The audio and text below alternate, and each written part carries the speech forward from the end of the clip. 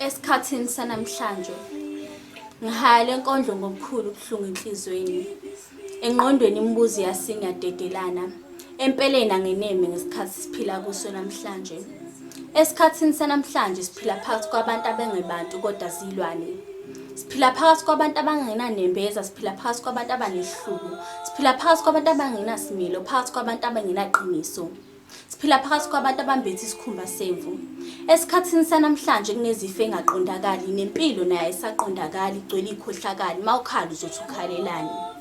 Esikhathini sanamhlanje ibhungu lithi linothando lensizwa ibhungu lithi linothando lwetshitshi, netshitshi linothando lwebhungu. Engabe lothando lweqiniso yini na? Esikhathini sanamhlanje kudlengula kubulawa omncane nomdala wesifazane, bokodo qaphelani. Esikhathini sanamhlanje imfundo ivaliwe, imisebenzi ayibonwa, kazi kusasa usiphatheleni. Bayiboniswa Zungu intombi yomdabu. Ngiyabonga.